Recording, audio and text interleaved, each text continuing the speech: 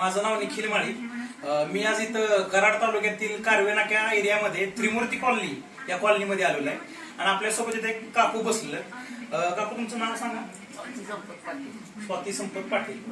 तर आपण बघून घेऊया की या काकूंना आपल्या नरीश आरोग्य संस्थेतर्फे नरीश नोंदी दिलेलं. तर त्यांना नोंदी देण्याच्या आधी काय त्रास होता आणि नोंदीच्या कंटिन्यू वापरामुळे त्यांना आज काय काय फरक पडत चाललेले आपण जरा जाणून घेऊया. तर काकू, मला सांगा, ज्यावेळी तुम्हाला नोंदी दिला आम्ही, तुम्हाला नोंदी द्यायच्या आधी म्हणजे काय त्रास होता, कुठला आजार होता? त्यामुळे काय चालतच नव्हतं. कसला अटॅक आहे त्याला? Paralysis attack. बर बर बर बर, चालते. मग आधी काय काय त्रास होतो तुम्हाला? आणि ही आहे की काय होती, साखर. बर, शुगर पण होती? शुगर आई बर एवढीच की कमी आहे.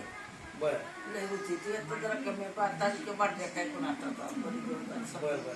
मग आता ही नोंदी वापरल्यानंतर तुम्हाला आता काय काय फरक जाणवतो?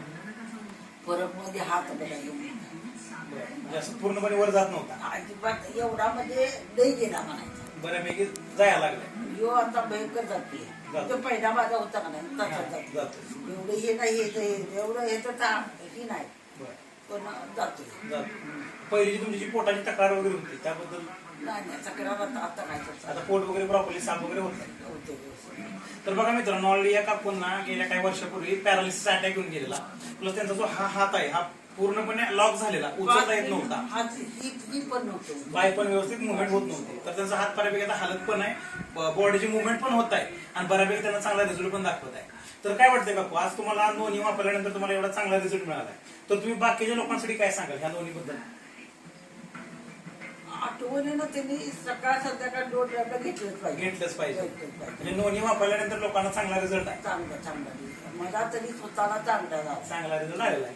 तर बघा मित्रांनो, या काकूंना तर ऑलरेडी पॅरालिसिसवर, शुगरवर चांगला रिझल्ट मिळालेला आहे. तुम्हाला पण 100% मिळू शकतो. विश्वास ठेवून तुम्ही पण वापरा. Okay, so thank you.